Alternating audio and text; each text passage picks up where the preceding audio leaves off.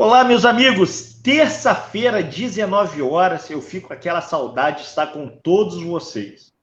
Convidado, além de meu amigo pessoal, de longas histórias, né? Que é história profissional, que é história de faculdade, como um antigo colega de faculdade. Agora, pela primeira vez, a gente tem o prazer de estar aqui no canal. É uma imensa satisfação te receber, Daniel. E você já vai chegando, você já sabe. Entra, compartilha, chama amigos, porque o tema é relevante. Nós vamos falar hoje sobre direito do consumidor, sobre fraude contratual, principalmente contra o idoso. Para quem não sabe, as leis de defesa do consumidor são normas de ordem pública e de interesse. Agora, as pessoas têm que saber. Se elas não souberem o que fazer, como fazer, e aí, gratuitamente, meu amigo Daniel se propôs a vir aqui no canal para nos ajudar a debater esse tema, tirar dúvida e, enfim, ajudar as pessoas. Daniel, seja bem-vindo, boa noite. É um prazer te receber, meu amigo. Prazer é meu. Marcos Gonçalves, para mim, Marquinho, né? Meu amigo Marquinho. Muita história. Começamos lá atrás na faculdade, caminhamos junto na política. Eu tenho admiração muito grande por você, Marcos, muito mesmo. Sua história parlamentar, você foi assessor parlamentar, na área de segurança. Você é uma pessoa... Eu tenho muito carinho e estou admirando muito o que você está fazendo. Você está levando ensinamento para as pessoas, você está tirando dúvida das pessoas. Aquela dúvida, às vezes, que eu vou falar por mim como advogado. Todo dia um amigo manda ali no WhatsApp, né? Doutor, Daniel, como é que é? E você está fazendo, você está levando diretamente para dentro da casa das pessoas. É bem bacana. Parabéns pelo seu trabalho. Daniel, eu agradeço muito. Eu não tenho dúvida que cada vez mais é importante que a gente, enquanto aldeia, compartilhe conhecimento. Sim. Que às vezes a dúvida de um, a dúvida de outro é a solução de outra pessoa. Então vamos estar interagindo, vamos estar compartilhando o que é da vida sem ser esse engajamento coletivo. Então eu acho que é por aí, esse é o caminho. Então, meu amigo, chegou. Eu acho que fazer o bem é gratificante demais. Eu fico muito feliz, além de aprender, reaprender, rever conceitos. Então, quando eu compartilho... Você conhece bastante. Eu sei que você conhece bastante. Eu sei que você conhece do assunto bastante. Mas quando a gente senta para debater aqui com outras pessoas, eu saio daqui engrandecido e poder fazer diferença na vida das pessoas é gratificante demais. Então, Daniel, muito obrigado. Pode ter certeza que isso ajuda pessoas, ajuda a tirar dúvida. E aí, meu amigo, vamos para o debate, porque ele vale a pena. Vale a pena. Daniel, fraude de contrato a idoso. O idoso, de vez em quando, tem lá sua dificuldade com o seu salário para administrar. Sim, e aí a vida dele, ele é surpreendido com aquele contrato que ele não fez, que ele não pediu, que ele simplesmente foi lá e o banco colocou dinheiro na conta dele como se estivesse fazendo um favor para ele. Acontece sempre, né, Marquinhos? O idoso, muitas das vezes, ele é levado a fazer esse tipo de contratação e ele nem sabe. Ele teve ali para fazer um contrato, para tirar uma dúvida no banco, e aquele, às vezes até o bancário, que é um mau bancário, aproveita o idoso para quê? Para colocar um contrato de empréstimo junto de uma dúvida que ele foi tirar ali, que ele foi assinar. Então, assim, a dica que eu dou, quando for ao banco, ou quando for em qualquer instituição, leva uma pessoa, leva alguém, porque o que acontece, Marquinhos? O idoso, ele é vulnerável, ele é muito vulnerável. Então, ele precisa de uma visão especial, entendeu? Das pessoas. Então, assim, foi ao banco, tem dificuldade na leitura, leva alguém, entendeu? Sim. Bacana. Agora, Daniel, não levei alguém, saí de lá, ou não é melhor, nem fui ao banco. Um dia abri minha conta, fui surpreendido com dinheiro, contratei um empréstimo que eu não fiz. Sim. E aí, meu amigo, como é que a gente faz? Você pegou e teve um empréstimo que você não fez. Obviamente, o que você vai fazer? Você vai procurar essa instituição, você vai procurar esse banco e vai pedir, obviamente, o contrato. Né? Porque o idoso ele tem muita dificuldade em mandar um e-mail, o idoso ele tem muita dificuldade em fazer uma ligação, então ele vai precisar ir até o banco e pedir esse contrato. E o banco vai ter que fornecer. Obviamente, se ele assinou o contrato, cabe discussão, porque às vezes foi fraude. Mas se ele não assinou, é a mesma coisa. Então, o que ele tem que fazer? Foi lá, viu que é uma fraude, procura um parente. Eu estou falando para procurar um parente porque às vezes é muito difícil. Vai até a delegacia, registra um boletim de ocorrência, vai ao PROCON, faça uma reclamação no PROCON da cidade e, munido desses dois itens, tenta o recebimento junto ao banco. Não conseguiu, não tem outro caminho que não seja ajuizar uma ação.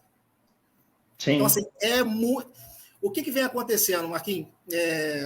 Os bancos estão com uma visão muito positiva dos juízes para ele.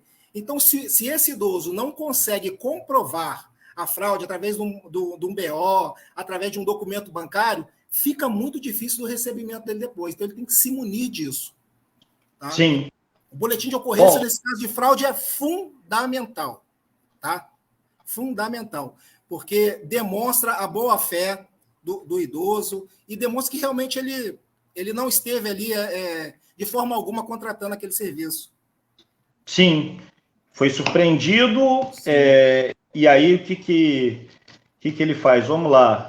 Então vamos entabular para a pessoa que está acabando de chegar. A gente está discutindo um tema aqui que é fraude contrato do idoso. O idoso simplesmente foi surpreendido com dinheiro na conta dele. Quais são os melhores caminhos à adoção? Vamos lá. Um dos caminhos. Bom, se tem um dinheiro na minha conta que eu não contratei, que eu não fiz... Mas são duas coisas distintas, né? Uma, sim, ele está devedor e o dinheiro nem passou pela conta dele, é o que nós estamos falando primeiramente. Boletim de ocorrência, porque isso é fraude, reclamação junto ao banco, não resolveu, ação. Tá?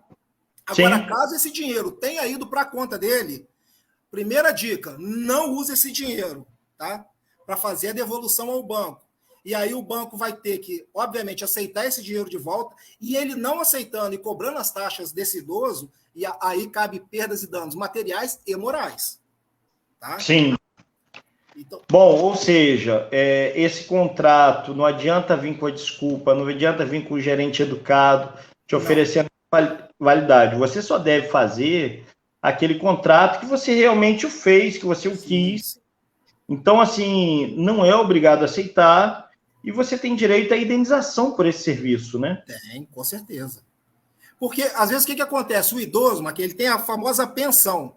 Então, quando vão fazer um empréstimo consignado, aquele que o idoso faz nos bancos conhecidos aí, o que muitas das vezes acontece? No meio desse empréstimo consignado, o banco também bota um cartão de crédito para o idoso. E qual é o grande problema? Que 30%, a margem consignável é 30%, mas quando ele coloca o cartão de crédito, pode ultrapassar os 30%. Então, daqui a pouco, você tem um superendividamento do idoso. Então, o idoso tem que ficar atento a isso. Existem casos de idosos que estão recebendo R$80 por mês por causa disso. É cruel. Acho até que o judiciário, porque traz um transtorno muito grande para quem realiza essa operação. Então, os juízes precisam ser mais severos nessa ação. Estamos recebendo aqui alguns amigos, faço questão de contextualizar aqui. Bianca nos deu boa noite, a Nália também, a Ivanete, boa noite para vocês, minhas amigas. Aí vem alguns amigos aqui em particular, o Rodney, Rodrigo. Opa, amigo, irmão. Sim, grandes figuras, entendeu? Sabino. É bom ver vocês. Deixa eu falar uma coisa para você, Daniel. Nós acabamos aqui já tocando em dois assuntos. Um é a fraude contratual. Sim. De quem você apareceu um dinheiro na sua conta que você não contratou, você não queria, não tinha interesse naquele empréstimo. Isso traz transtorno na sua vida. Porque aquela organização, seu dinheiro já está contado, está organizado, daqui a pouco aquilo desregula tudo. Você não queria aquele empréstimo. Então, vamos lá. Primeiro, ligar para o banco, pedir o contrato. Apareceu... Deixa eu só falar uma coisa antes aqui para ficar bem claro. O que o Estatuto do Idoso diz no seu artigo 20? O idoso é todo aquele que tem 60 anos ou mais. Tá? E os produtos e serviços têm que respeitar a peculiaridade da idade do idoso. Não é o idoso que tem que se adaptar ao mercado. É o mercado que tem que se adaptar ao idoso. Porque hoje os contratos de adesão fazem de forma genérica. Só que o idoso, ele é muito vulnerável. Então, às vezes, não respeitam. Por exemplo, o idoso, ele tem condição de tirar uma guia na internet? A maioria das vezes, não. Então, se você tem uma fatura, o banco ou a instituição que for tem que mandar para casa dele. Hoje em dia não está acontecendo mais isso. Então, assim, eu queria falar assim, idoso, acima de 60 anos, vocês têm, sim, muitos direitos. Por exemplo, o idoso chegou no banco, ele, às vezes, ele é vítima da saidinha do banco. Mandam ele ir para o caixa eletrônico do lado de fora. Mas o idoso, que tem dificuldade até em leitura, que não enxerga bem, ele tem direito, Marquinhos, de ser recebido lá dentro do banco, num caixa pessoal. Então, assim, o idoso tem muito direito que ele não sabe. E o mercado está engolindo o idoso, porque as pessoas não informam o idoso o que acontece. Sim. E você ia fazer uma pergunta, acabei te interrompendo, mas eu queria... Não, é ótimo. Gente, vamos assim entabular tudo que falamos até agora, porque traz esclarecimentos. Então, primeiro, por um critério aqui de organização, vamos se lembrar, o Estatuto do Idoso impõe a toda relação comercial, uma forma mais clara, mais simples, um objetivo. E o que é atender o conceito do idoso?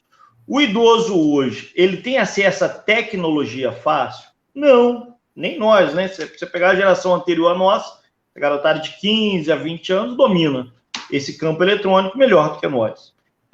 O idoso, ele tem hoje facilidade de ler contrato? Não tem. Então, assim, é simplesmente uma assinatura. Nesse caso, é até possível inverter ali 1 ano da prova, né, Daniel? Sim, sim. O terceiro... depois eu comento, então, porque a inversão do ônus da prova é exatamente pela vulnerabilidade do consumidor como um todo.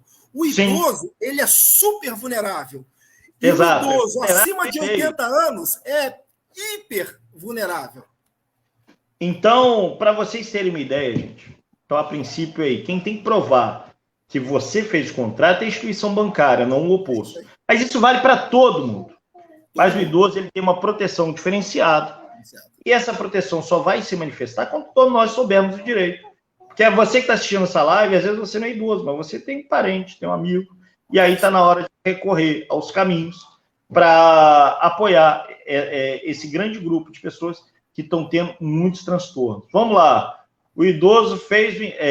então, nós vamos trabalhar aqui com alguns cenários e quem estiver assistindo pode enviar dúvida, pergunta, pode estar interagindo com a gente. O idoso, ele primeiro não fez contrato e apareceu lá um contrato fraudulento. Aquela assinatura não é dele. Pode ser semelhante ou sem ser semelhante. Enfim, delegacia, identificação. Marquinhos, você sabe qual é o problema? Às vezes, o fraudador, ele não é só um terceiro desconhecido. O idoso e o parente do idoso tem que ficar muito atento, porque isso vem toda hora da minha mão. Às vezes é alguém perto, é um parente, entendeu? Então, quando você vai na delegacia, faz um boletim de ocorrência, isso tudo vai ser analisado. Então, assim, é importante porque, às vezes, como você diz aí, a assinatura lá é quase a do idoso. Então, é alguém que está muito perto. Obviamente que isso não tira o erro e, obviamente, que esse idoso vai ter direito ao cancelamento desse contrato.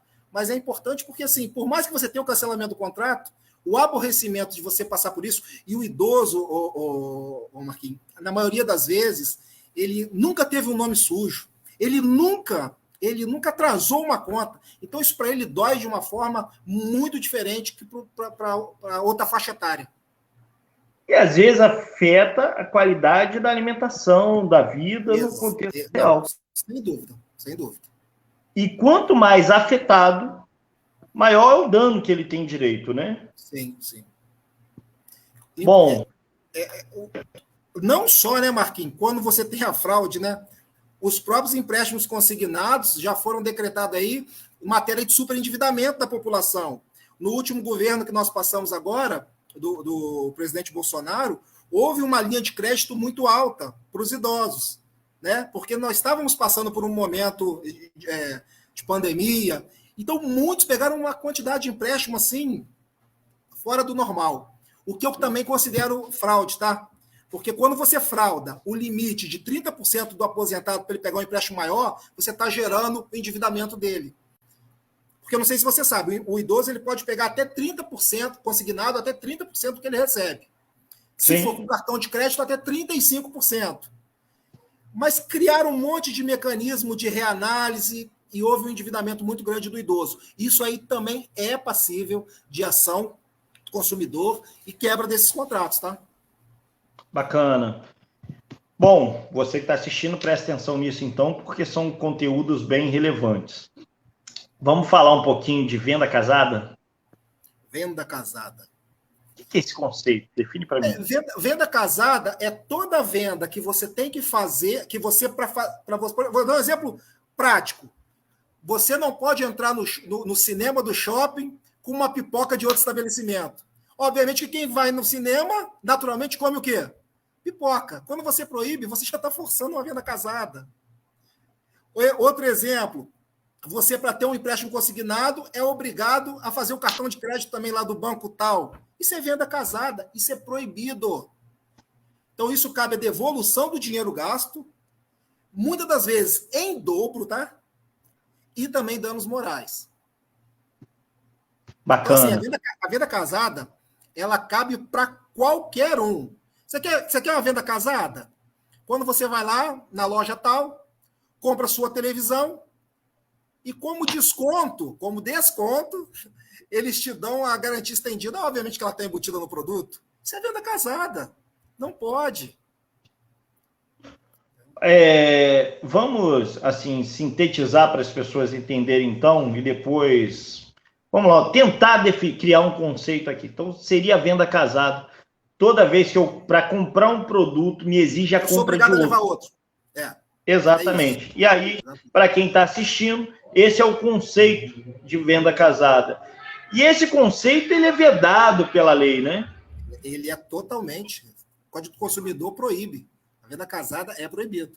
Não vou falar que é um crime, pois não é um crime, mas vamos botar aí, é um erro consumerista. Não pode. Sim. Inclusive, os lojistas, quando você chega lá e fala assim, olha, né, o gerente da loja, você fala assim, mas eu acho que isso aí é venda casada. Ele já se desesperou. Não. Eu falei isso dentro de uma loja, eu ia até falar o nome aqui agora, desculpa, não falei. Eu falei isso dentro de uma loja, aí o vendedor para mim, pelo amor de Deus, não fale esse nome, porque esse nome aqui é proibido. Eu falei, o nome é proibido, mas a prática você está fazendo. A prática é essa, né? Pode ser feito de forma elegante, sofisticada, sim, mas é venda casada, né? Agora, você sabe um conceito de venda casada inversa? Que você não era obrigado a comprar os dois, mas você era forçado a comprar um outro produto? É quando a grande marca iPhone tirou os carregadores do celular. Você compra o celular sem carregador. O celular descarrega sozinho? Não carrega. Então, o Procon de São Paulo entrou com uma ação e deu uma multa milionária em cima da Apple. Tá? Sim, ela teve que voltar a vender o celular. Sim. Até porque é um acessório que entrega o produto principal. Exatamente. O principal só funciona com a existência desse acessório. O que eles forçavam você a fazer? Uma venda casada, uma compra daqui a pouco daquele produto. Não tem como você fugir disso. E ela tinha uma marca bem específica, né? O conector dela é só dela. Não... Sim. Não é nem quando você coloca, se colocar um falsificado, eu não indico ninguém usar falsificado, tá? Mas ele vai gritar ali, ó, esse produto não é compatível ao celular tal. É dessa forma. Bacana. Ô, Daniel, a gente vai acabar vindo aqui um pouco na prática do consumidor aqui, que acaba atingindo o idoso também, mas também a muitas pessoas. Então... a nível de... O João Tito aqui nos dando boa noite, gostando da orientação. É um prazer receber o João Tito aqui também. A Eliane e o Jorjão, lá de Santa Rita. Grande figura, é um prazer muito grande estar com vocês aqui, gente. Daniel, me esclarece outro ponto aqui também. Nós falamos um pouquinho de venda casada, falamos um pouquinho da prática fraudulenta. Agora, vamos falar um pouquinho do assédio ali, do telemarketing? Sim. Assim, o telemarketing eu quero dar uma dica para o idoso, em especial. Você que é idoso, o INSS não manda WhatsApp. O INSS não manda procurador na sua porta. O INSS não vai te visitar. Ele não vai te oferecer empréstimo. O que acontece é que tem idoso recebendo e-mail quando mexe com e-mail, ligação, mensagens do INSS dizendo o seguinte: olha, eu tenho aqui uma condição de rever a sua aposentadoria. Você está ganhando mal, eu posso te ajudar. E o idoso, obviamente, por ganhar um salário abaixo do que ele precisa, ele acaba fornecendo os dados. Aí daí a 2, 3 meses, o que aparece na conta dele, Marcos? O empréstimo. Às vezes o empréstimo é só uma venda e o dinheiro está lá, e às vezes foi para a conta de um terceiro. Então, assim, a dica é essa: cuidado com esse telemarketing. Não passe informação. Hoje, para você, a dica é: não faça nada por ligação. Se fizer por telefone, faça dentro do site oficial da empresa, do banco, do INSS. Não forneça seus dados a qualquer um. E se você tem dificuldade, chama um filho, um amigo, alguém que vai te ajudar. Porque, assim, esse é a maior pegadinha de fraude hoje contra o idoso. Sou do INSS e vou fazer a sua revisão para a vida toda. Você vai ter direito de uma aposentadoria que vai pular de R$ 1.500 para R$ 6.000. O idoso ali, às vezes, até na vontade de ter o dinheiro para ajudar a família, Marquinhos. Toma os dados. E aí vem um problema gigantesco. E o pior, às vezes é aquele mecanismo de liberação por liberação facial. E aí o idoso ali naquele desespero, faz o reconhecimento facial, manda uma foto, ele acaba mandando, sem saber do que está fazendo, e está ajudando uma grande fraude contra ele mesmo. Bacana. Ou seja, tomem muito cuidado, evitem a todo custo esse tipo de operação eletrônica. Quando você desconhece quem é que está do outro lado, quem é que está falando, tome muito cuidado. Evite a todo custo. Não é isso, Daniel? Exatamente. Quando você fala de compra eletrônica, a gente fala, né, por telefone, pelo site, por aplicativo. Façam só em sites que vocês conheçam, que vocês tenham certeza que ele existe, porque amanhã ou depois, se acontecer um problema ali dentro, você vai ter condições de pedir o ressarcimento daquilo, e mesmo que essa empresa não queira, a justiça vai obrigar a pagar. Agora, se você assinar algo, se você for conivente com uma fraude contra você mesmo, para provar ou para achar essa pessoa que te fraudou, é complicado demais. Um grande exemplo disso, Marcos, é o Pix. Você passou um Pix errado para a conta de uma outra pessoa que não era quem você tinha que pagar. O banco ele é obrigado a te dar os dados daquela pessoa que você passou. Só que como você vai encontrar essa pessoa? Vai te passar ali o nome, o CPF. Mas depois que você já enviou, como achar? Ainda mais se a pessoa tiver o hábito de fraude. Você não encontra nunca mais. Então você vai entrar com uma ação em face dessa pessoa, mas não vai ter o seu dinheiro de volta. Não vai achá-la, né? Não vai encontrar. Tem outra dica importante, não tem a ver com direito, mas com bom senso, né? Sim. Quando for fazer a compra na internet, a maioria dos pequenos vendedores, eles têm se cadastrado a grandes instituições que protegem aquela operação. Exatamente. Mercado Livre, Shopee. Por quê? Porque são empresas facilmente identificáveis que são solidárias. Parabéns então, assim, pelo ela tem... Oi? Sensacional o seu comentário. A Lei Geral de Proteção aos Dados Pessoais, que é uma lei nova, não é uma lei muito antiga, ela põe a salvo que toda grande empresa dessa que você está citando, Mercado Livre, Shopee, Amazon, tenha um sistema de segurança de dados que é muito difícil de ser fraudado. E quando é fraudado, essa empresa entende que ela foi burlada e assim, a forma de você ter a restituição disso é muito mais fácil, entendeu? Tem bem menos transtornos. Agora, carnaval, véspera de carnaval, pelo amor de Deus, gente. Desconfie daquelas promoções, porque tem muita página clonada de internet. Aí você vê assim, um código ou outro da página. Você vê o endereço quase todo. Bahia, tô dando um exemplo, coloca um caractere diferente, parece com a Casas Bahia, parece com a Ponto Frio. Aí você vê uma televisão que está em média aí 4 mil no mercado, caiu para 2 mil. Gente, pelo amor de Deus, nenhuma promoção. Quer ver uma dica que eu posso dar? Que acontece, vira e mexe, vem na minha mão. O e-mail, o cliente fala assim, doutor, mas é da Casa Bahia, olha o e-mail. Eu olho lá, tá o nome, Casa Bahia, tá todos os dados da Casa Bahia, mas quando eu vou ver o endereço de e-mail, joão.gomes. Estou dando um exemplo, tá? Não tem nada a ver com a empresa. Então, obviamente, que fizeram só uma capa ali para aquele e-mail, mas é um fraudador. Então, assim, tem que tomar muito cuidado. Se não tem intimidade com a internet, não faz, não. Sabe? Não bota a mão ali, não, vai ter. Assim, não sou de desencorajar a venda pela internet. Eu acho que é evolução. Veio aí a pandemia e a internet salvou a vida não só de quem comprava, mas principalmente de quem vendia. Mas você tem que buscar segurança. Sim. Sabe? E aí é uma tendência também, cada vez mais a lógica física tem perdido espaço para esse mercado. Agora, é importante essas estratégias, esse cuidado, porque faz diferença. Daniel, nós estamos recebendo aqui presenças muito ilustres. Eu vou comentar aqui o André, que nos deu boa noite aqui, está compartilhando o nosso canal. E aí tem o vice-presidente da FAMBAN, presidente lá também da Associação lá de São Cristóvão, Alexandre Cleito. Meu abraço, amigo aí. Um amigo também de longa data, de muita história aí em Volta Redonda. Grande amigo. É verdade. Então, tem um comentário aqui que é interessante, entendeu?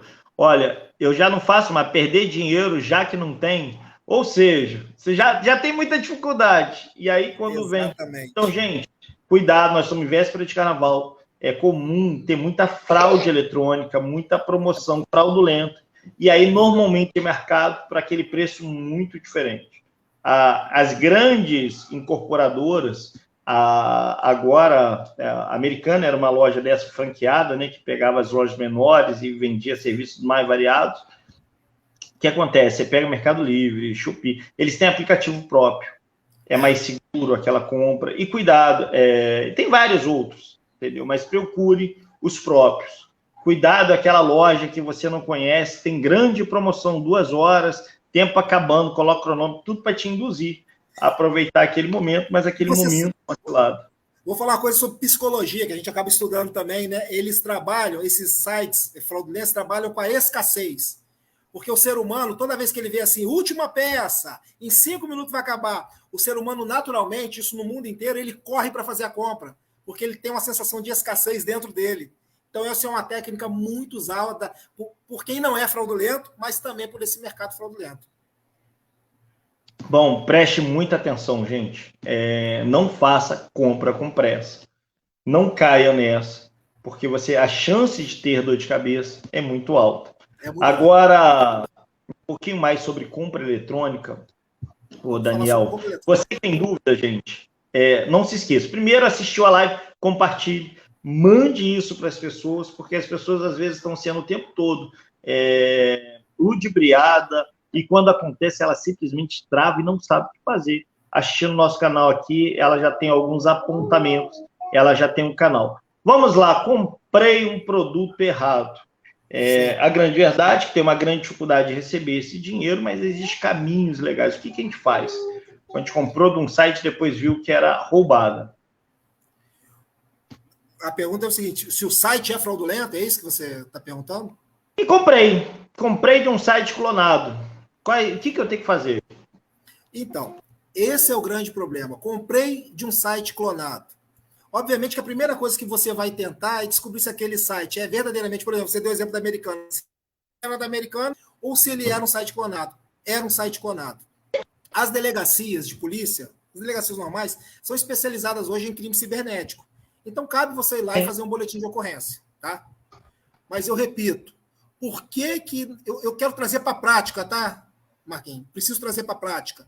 Na prática, a chance de você ter o seu dinheiro de volta é próximo de zero se esse site for clonado. Porque esses fraudadores, eles já devem a tanta gente, já são procurados pela polícia, que quando se vier a ser achado, você não vai ter um centavo para te pagar. Então, assim, a grande dica é cuidado na hora de comprar. Comprei, o que fazer? Vá até a delegacia, faça um boletim de ocorrência. Mas se ele for realmente clonado, nós não vamos encontrá-lo nem para poder citar. Vou entrar com um processo em face deles no juizado especial e não vou achar. Sim.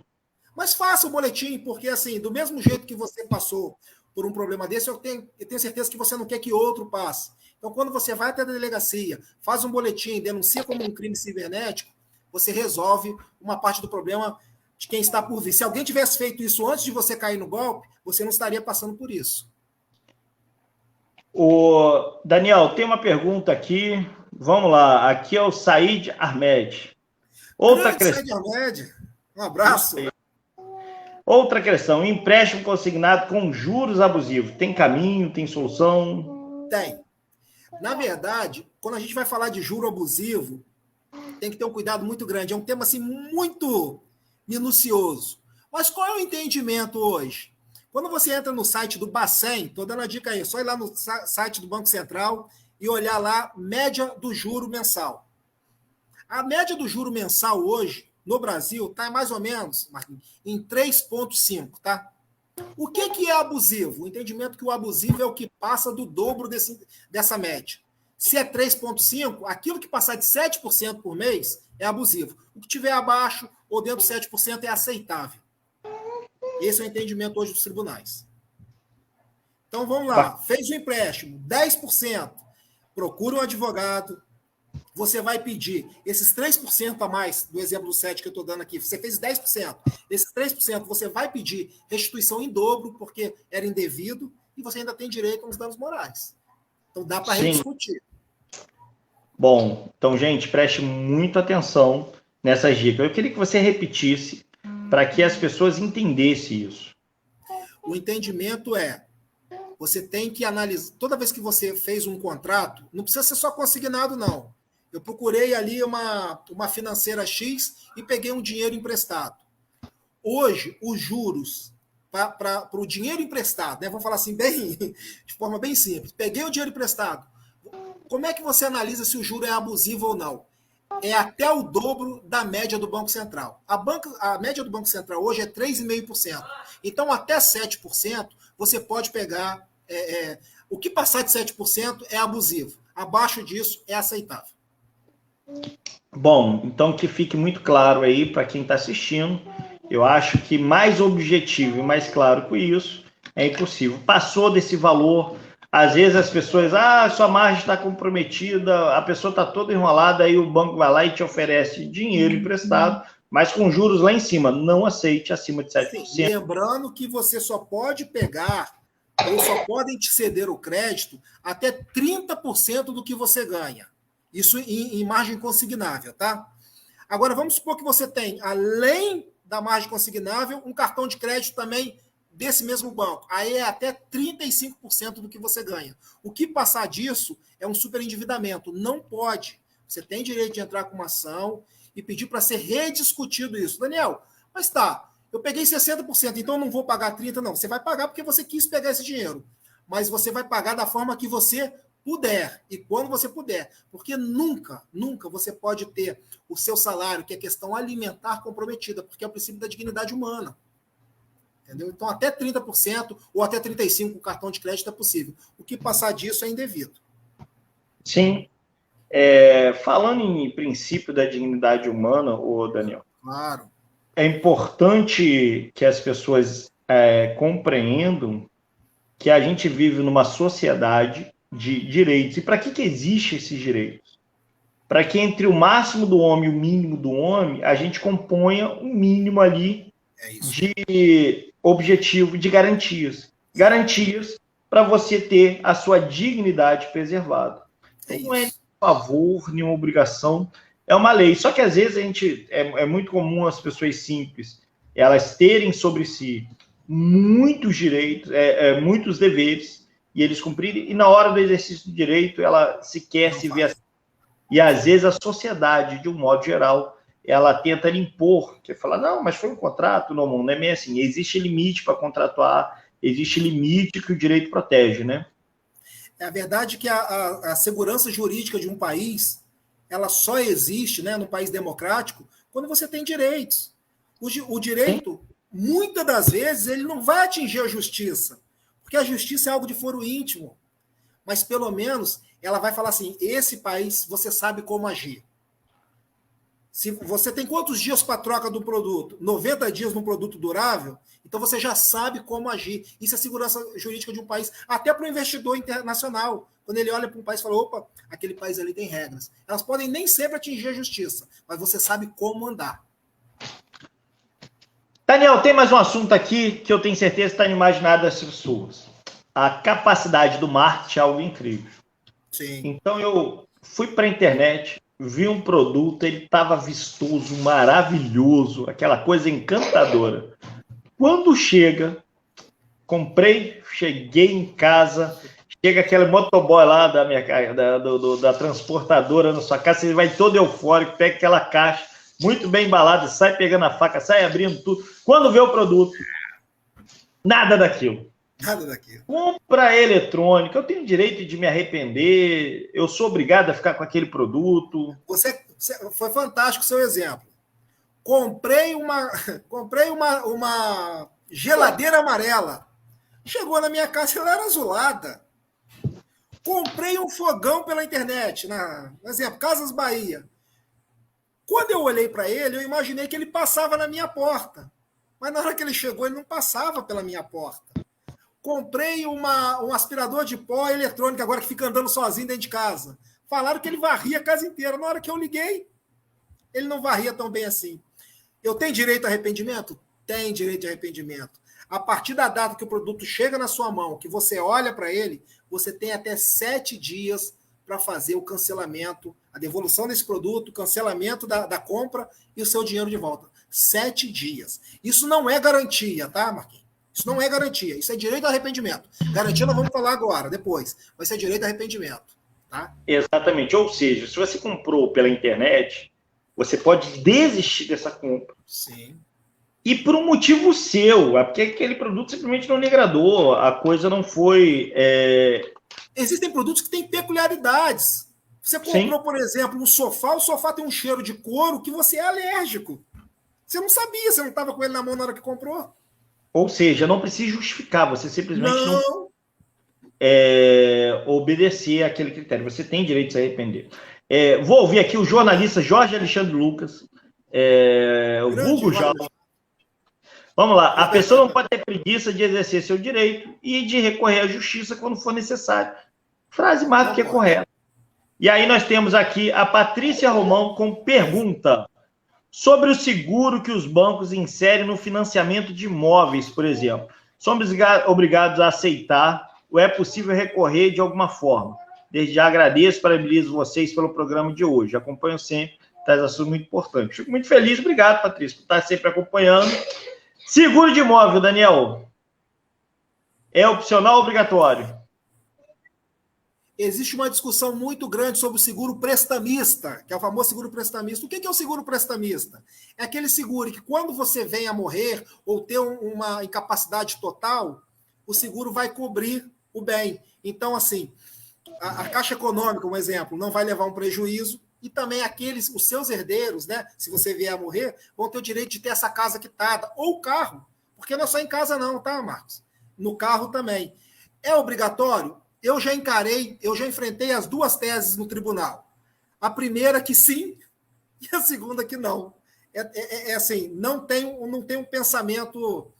Eu já vi o seguinte, o juiz decidiu que sim, porque era uma garantia tanto de quem compra como de quem vende. E eu já encarei também aquela situação em que o tribunal dizia assim, não, isso é venda casada. Como que eu posso distinguir bem para ela? Quando ela assinou, ela sabia o que estava assinando? Se ela sabia, não tem jeito. Agora, vamos supor que ela não foi avisada, que o contrato não estava claro, que ela fez aquele contrato por adesão, que não deixaram isso muito específico para ela, aí tem entendimentos dentro do tribunal. Eu já ganhei ação assim, pedindo para devolver. Mas eu estou falando isso porque essa semana eu tive uma ação que não fui feliz nela, porque o juiz entendeu que estava em letras garrafais o seguro ali e que é uma garantia tanto do comprador quanto do vendedor. Então, assim, é uma tese com a discussão legal. A dica é, leia o contrato. Indague na hora. Tá? Agora, se não estava claro, se não estava expresso, aí você tem direito desse dinheiro de volta. Sim. Bom, é importante, gente, também o valor. Normalmente fica até 3% do valor do contrato. Se ficar mais do que isso, tá falando excelente. Quando você faz num banco sério, numa instituição séria, quando você tem a Caixa, é a que mais vende, né? Geralmente você não tem esse tipo de problema de abuso da taxa. Geralmente, tá, gente? Pode acontecer. Bom, só para lembrar outra coisa também, e aí se algum parlamentar ou deputado federal estiver assistindo nossa página, fica aqui a sugestão. Essa lei de 1964, essa lei de segurança, está na hora de estar atualizada, né? Nós tivemos uma Constituição de 88, então está na hora de a gente rediscutir esse tema e ajustar. Para quem tiver dúvida, a lei de seguro obrigatório, cara, agora me deu, mas há pouco tempo, 4380, a lei 4380 de 64. Eu ainda sou bom de gravar no meio de lei. Então, que fique aí uma sugestão que a gente reajuste essa discussão. Inclusive, em sede judicial, gente, você não tem uma matéria pacificada, é uma discussão muito grande, justamente por causa disso. A Constituição, ela recepcionou a lei integralmente, porque quando ela se adequa à Constituição ou não. Então, assim, ela não tem, embora tenha uma prevalência do seguro obrigatório, porque se trata de uma monta de grande volume e que, enfim, visa garantir a ordem econômica, social e pela relevância da instituição, não é matéria totalmente pacificada. Então, fique atento à quantidade de juros, do percentual ligado ao contrato. Se for um percentual acima, enfim, nós estamos falando aí de um seguro abusivo. Sim. Então, Patrícia, não respondendo a sua pergunta, por favor, fique à vontade para formular outra, tá? É sempre bem-vindo aqui a opinião de todo mundo. Assim, o direito, Marcos, é dessa forma mesmo. Existem alguns temas que é o entendimento de um juiz de um jeito, entendimento de outro, de outra forma. Com relação a seguro mesmo, né, taxa de abertura de crédito, no passado nós entrávamos na justiça, era entrar e ganhar o ressarcimento desses valores em dobro. Hoje já não é mais esse entendimento, já mudou. Então, assim, as coisas vão mudando muito. Daniel, tem uma pergunta interessante aqui, de uma convidada, Nilza, é uma doceira. Gente, quem quiser comprar salgado... É bom o doce dela? É de mão cheia, entendeu? Eita, já estou fazendo merchandising aqui, gente. Vai lá no link dela, chama ela, porque salgado, doce é com ela. É bom, entendeu? E é criativo. Vou dar uma dica para ela, então. Quando ela anunciar os produtos dela e alguém perguntar assim, e o preço? Não pode, não. O preço em box. É proibido, tá, Marquinhos? Toda vez que você oferece um produto na internet, o preço tem que estar exposto, tá? Quem está vendo a propaganda tem que saber quanto aquilo custa. Exatamente. Mas vamos lá. Eu tenho vários empréstimos consignados e queria negociar com um banco e vender todos para um banco. Você acha vantajoso eu fazer isso? Depende. A primeira coisa que ela tem que observar, qual a taxa de juros ela está pagando e qual ela vai pagar. Sim. E não pode ultrapassar os 30% de qualquer jeito. Então, assim, ela vai ter que chegar lá, igual eu disse para você, a taxa média do Banco Central é 3,5%. Até 7% é possível. Vamos supor aí que ela está pagando 5%. O outro banco está oferecendo ela 3,5%, vale a pena. Às vezes, na hora de reaver ali, ainda consegue ficar com um pedaço desse dinheiro, sabe? Com uma diferença pequena, mas consegue. O que acontece? Só para as pessoas terem uma ideia o que é isso, nós temos hoje... Como é que o banco capta esse dinheiro? Ele capta no mercado. Ele simplesmente pega emprestado e você, quando você compra lá alguns títulos bancários, você remunera isso. E você acompanha mais ou menos essa taxa oscilando no Brasil. Hoje, se eu não me engano, se você pegar no mercado, a taxa de juros hoje está em 13,75, mas já teve maior no pico da pandemia. Então, se você fez naquele período, provavelmente seu empréstimo nominal estava com um valor maior e hoje ele está um pouco menor. Você contratar esse empréstimo nos termos de hoje, entendeu? Ele pode ser que esteja embutido uma taxa menor. O que é importante você entender e não admitir a venda casada é o seguinte: você não precisa pegar o restante do dinheiro. Não precisa. Você pode pegar o empréstimo só para quitar o outro e ponto. Não fazer mais dívida nenhuma. Mas deixa eu contar um segredo para você, Marquinhos. Mas o pessoal geralmente quer o restinho do dinheiro que tem direito. Tá batendo carnaval na porta aí. É a verdade. Exato. Eu aprendi, inclusive, vou mandar um abraço para o Fábio, economista que vira e mexe, está aqui no nosso canal, nos dando dica valiosa. Empréstimo é a gente antecipar a compra. A gente não pode, vai lá e antecipa. Para algumas coisas ou outra, para bens de grande valor agregado, um carro, uma casa, às vezes é necessário, importante. Mas cuidado, gente, quando a gente compra tudo, quando a gente tem o hábito do empréstimo, a gente tem que fazer um esforço muito grande para fazer isso da menor forma possível.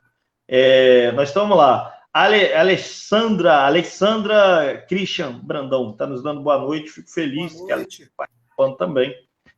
A Patrícia, vamos lá, ela respondeu. Ela também pensa que o seguro é importantíssimo. O que chamou a atenção foi justamente o valor comparado aos outros bancos. Vou recorrer. É isso aí. Correto, entendeu? Então, gente, lembrando que é importante demais essa questão do direito de consumo, porque faz parte da nossa vida cotidiana e às vezes a gente acaba passando desapercebido sobre essas informações. Daniel, você tinha mais um tópico para falar agora. Eu queria falar a respeito do prazo de garantia. Isso.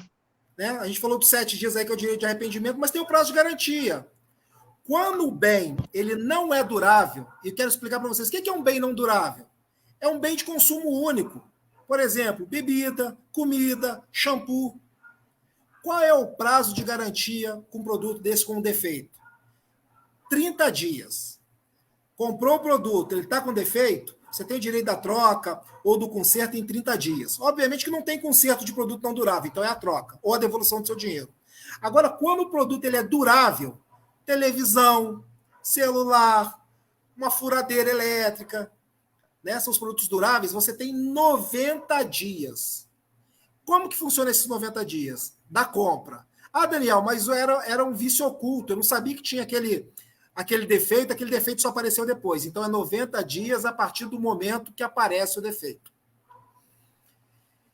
Mas eu quero chamar a atenção para uma coisa aqui que é muito importante. Todo mundo escuta falar que tem 90 dias para trocar o produto. Comprei uma TV, tenho 90 dias para trocar.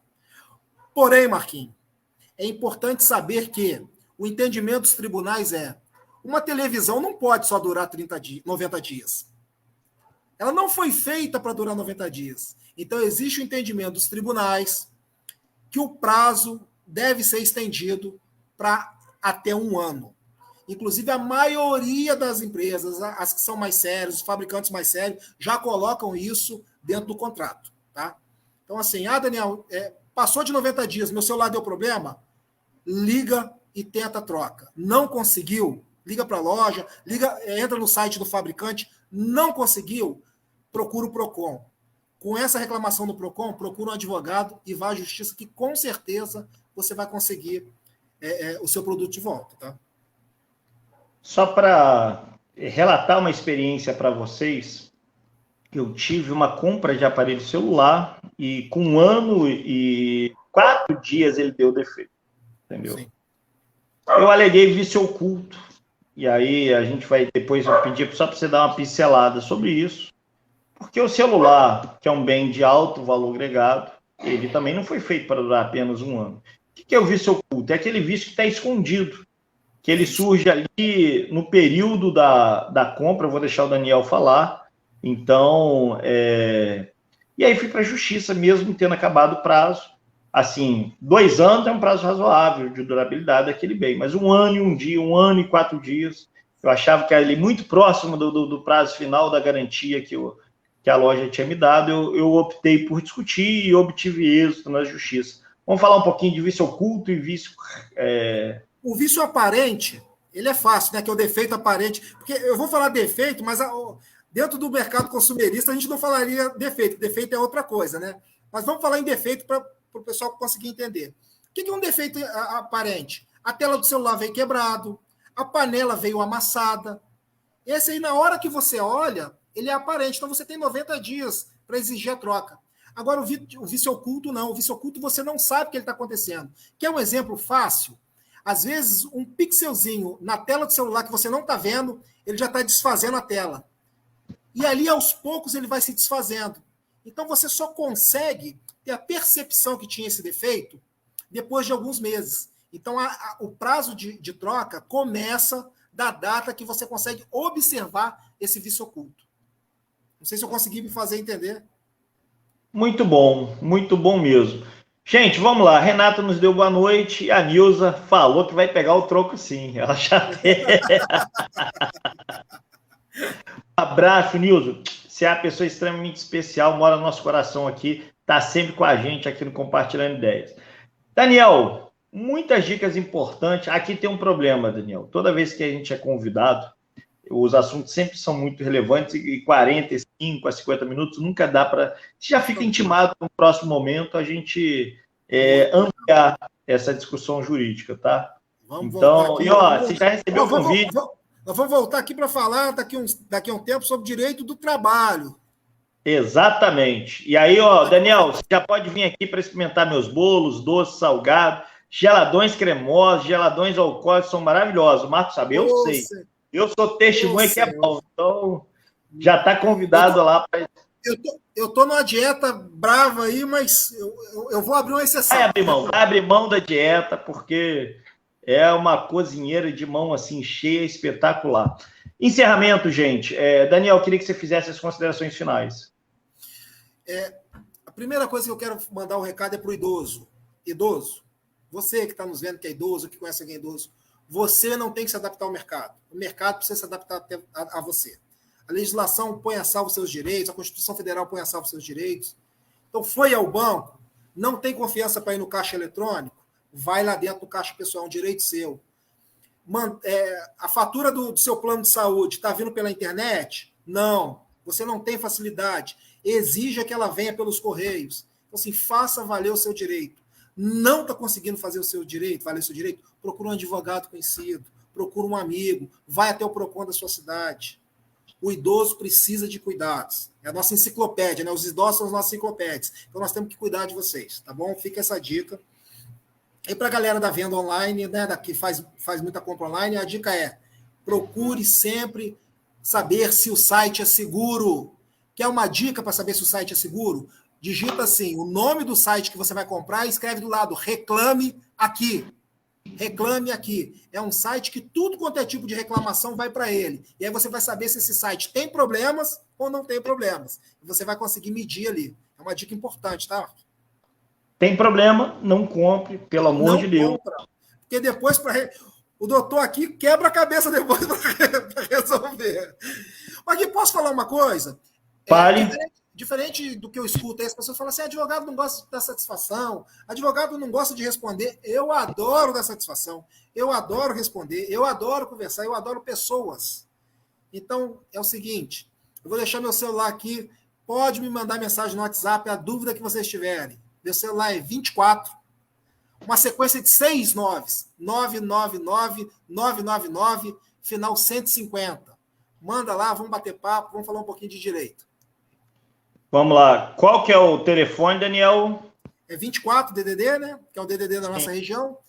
E o celular é uma sequência de 6 noves, 999, 999, final 150. Rapaz, é fácil, 69150. Isso aí. Então, gente, fica aí gravado o telefone dele. Eu tentei criar o banner aqui para colocar. Então, vamos lá. O telefone é 024 69 1, 2, 3, 4, 5, 6 150. Gente, é fácil, né? Então, coloquei o telefone aqui. Esse telefone é do doutor Daniel. Você que precisa de auxílio jurídico, precisa demandar na justiça, está aí um excelente profissional. Não vou falar essa história, mas gosta muito de ervilha, tá? É uma história para outro momento. Olha, e falar isso, eu quero voltar aqui próximo das eleições. Tem um conhecido meu que que vai concorrer daqui a um tempo. Eu quero falar sobre o direito eleitoral também. Tem um tempo bem legal. Mas lá mais para frente. Muito importante. Muita gente se enrola por desconhecer a lei e tem transtorno muito grande. Muita. Alguns candidatos, algumas pessoas são candidatos, outros trabalham aí em boca de urna, né? A gente vai vir. Eu vou vir aqui falar, tem bastante muito coisa. Bom, muito bom. Gente, olha só, recebemos hoje o Daniel, que é advogado, e veio falar sobre contrato fraudulento e alguns contratos eletrônicos aqui, e sobre fraude também, e compra à distância. São realidades do nosso cotidiano, que é muito importante. Mas eu queria terminar para vocês entenderem e compreender a importância dessas leis de proteção ao consumidor e outras também inerentes ao serviço público que a gente discute aqui, e nem sempre as pessoas têm a amplitude ou a compreensão. Se você pegar a Constituição e for lá no artigo 3º, você vai ver que é o objetivo da República, é sobre qual os fundamentos nós criamos. Então, todo o conjunto de tributo, de imposto, de estrutura que a gente fez para montar a nossa nação, ela serve para construir uma sociedade livre, justa e solidária. Então, gente, vamos lá, esse é o primeiro inciso, está de cota, né? Eu estou bom ainda, rapaz. Então, artigo 3º, inciso 1º, uma sociedade livre, uma sociedade justa, uma sociedade igualitária. Então, gente, olha só, a gente não pode abrir mão, a solidariedade é um valor normativo. Então, quando a gente fala do idoso, quando a gente fala do deficiente, quando a gente fala das pessoas que têm alguns desafios, entendeu? A nossa lei impõe a solidariedade. A nossa lei impõe justiça, entendeu? A nossa lei, ela impõe também liberdade. Então, ela trata os iguais com igualdade e os desiguais com desigualdade, né? Ela busca sempre equilibrar. E fica a dica, o idoso, novamente, o idoso, ele é super vulnerável. E existem alguns que têm alguns problemas que são hiper vulneráveis exatamente pelo que você está falando. Então, gente, vamos refletir sobre isso e que nossas ações do cotidiano reflitam esses valores. Até a próxima terça-feira, compartilhando ideias. Fica morrendo de saudade de todos vocês. Eu fico muito feliz com todas as participações e espero que vocês, gente, continuem aqui no Compartilhando Ideias. Essa página foi criada com muito carinho para que a gente pudesse ter essa aldeia aqui de compartilhar conhecimentos. Forte abraço, até a próxima terça-feira, gente. Um abraço, valeu, tchau, tchau.